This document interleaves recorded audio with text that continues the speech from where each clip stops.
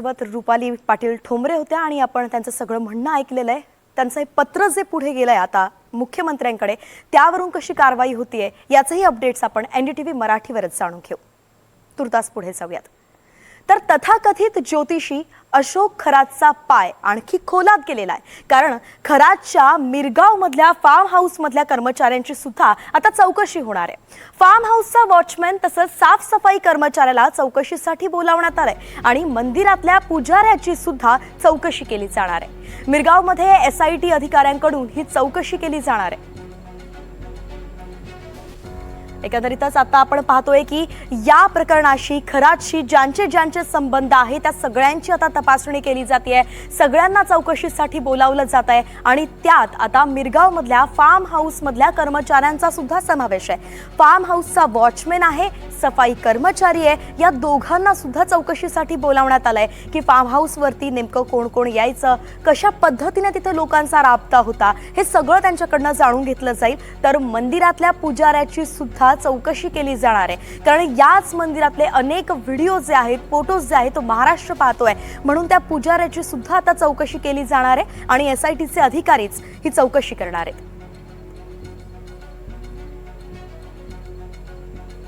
आणि या संदर्भात अधिकची अपडेट घेऊयात आपल्या प्रतिनिधींकडून। सुनील दवंगे आपल्या सोबत जोडले गेलेत। सुनील, काय सांगाल, कशी होणार आहे ही चौकशी? वैष्णवी, नक्कीच महाराष्ट्रात सर्वात जास्त गाजणारा प्रकार म्हणून हा कॅप्टन खरात उर्फ अशोक खरात जो आहे, याचं हे प्रकरण सध्या मोठ्या प्रमाणावर आता पेटताना पाहायला या ठिकाणचे जे 3 लोक जे आहेत, खास करून या ब्रह्मसदन नावाचा जो वास्तू आहे, या ब्रह्मसदन नावाचा जो वास्तू आहे, मोठी बंगला आहे 13 कोटी रुपयाचा, ज्या ठिकाणी अशोक खरात हा वारंवार येऊन थांबत होता, त्या ठिकाणच्या सिक्युरिटी गार्ड म्हणजे सुरक्षा रक्षक, त्या गेटवरचा सुरक्षा रक्षक, त्याच पद्धतीने ज्या मंदिरामध्ये पूजा चालायच्या, पूजाविधी होत होते, तिथला पुजारी आणि आणखीन एक अशा 3 कर्मचाऱ्यांना जे आहे ते एसआयटी नाशिक येथे बोलवण्यात आलेलं आहे आणि त्यांची चौकशी जी आहे ती या ठिकाणी होणार आहे।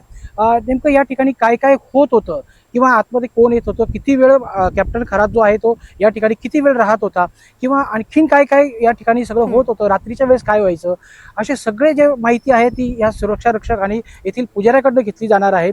मोठ्या प्रमाणावर राजकीय लोकांचा राबता या ठिकाणी असायचा, सेलिब्रिटी असायचे, सामान्य माणसाला आतमध्ये प्रवेश दिला जात नव्हता। 2 दिवसापूर्वीच आपण ब्रह्मसदन या 13 कोटीच्या वास्तूचं सगळं जे सत्य आहे ते आपण दाखवलेलं आहे आणि नेमकं ही वास्तू किती भव्य दिव्य आहे। ग्रामीण भागामध्ये 35 एकरचा मोठा जे साम्राज्य आहे ते अशोक खरातचं या ठिकाणी आपल्याला पाहायला मिळालेलं आहे। म्हणजे स्वतःसाठी आमराई तयार केलेली असेल, स्वतःसाठी उद्यान तयार केलेलं असेल, त्याच पद्धतीनं ही जे वास्तू आहे यामध्ये खाली तळघर असल्याचं देखील सांगितलं जात आहे। या तळघरात नेमकं काय चालत होतं, या ठिकाणचे सीसीटीव्ही कार्यान्वित असत होते का, किंवा या सर्व जे आहे ते हे प्रकरण होणार आहे। एकंदरीत जर म्हटलं तर आता हे प्रकरण जे आहे ते शिर्डीमधून आता मिरगाव पर्यंत पोहोचलेलं आहे। शिर्डीमध्ये देखील मोठ्या प्रमाणावर माया जमवलेली आहे, काकडीमध्ये देखील अनेक त्याचे हस्तक असल्याचं सांगितलं जातंय आणि मुखत्यार पत्राच्या माध्यमातून काही माया जमवल्याचा संशय जो आहे तो सध्या काकडी या भागामध्ये आहे। एकंदरीत जर म्हटलं तर आता अशोक खरात याच्या कारनाम्याची व्याप्ती जी आहे ती मोठ्या प्रमाणे वाढताना दिसते आणि याच अनुषंगाने आता तपास होतोय। सर्वात महत्त्वाचं म्हणजे मिरगावमधील हे जे काही मोठी वास्तू आहे, 13 कोटीचा जो बंगला आहे, त्याचं नाव ब्रह्मसदन आहे, मात्र आतमध्ये काय कारनामे होत होते याची चौकशीसाठी या 3 जे प्रमुख लोक आहेत त्या ठिकाणचे, जे नेहमी त्या ठिकाणी असायचे, अशोक खरात असो का नसो, मात्र हे 3 लोक जे कर्मचारी आहेत ते त्या ठिकाणी असायचे, त्यांची चौकशी केली जाणार आहे। एकंदरीत त्या चौकशीमध्ये काय समोर येतं, काय काय खुलासे अजून बाहेर पडतात, या ठिकाणी कोण व्यक्ती येत होते, कोणते राजकीय लोक येत होते, दिवस रात्र या ठिकाणी काय चालत होतं, याबाबतची माहिती नक्कीच बाहेर येईल। आता हे पोलीस तपास, एसआयटी तपास कशा पद्धतीने करतं आणि यातून आणखी काय काय बाहेर पाहावं लागणार आहे की कशा पद्धतीने हा तपास समोर जातोय, कारण की मिरगाव मधलं फार्म हाऊस असेल किंवा ते मंदिर असेल, सगळ्याची कसून चौकशी केली जाते आणि त्यामुळे अनेक वेगवेगळे अँगल सुद्धा समोर येण्याची शक्यता वर्तवली जाते। त्याचे अपडेट्स घेत राहू। तुर्तास धन्यवाद।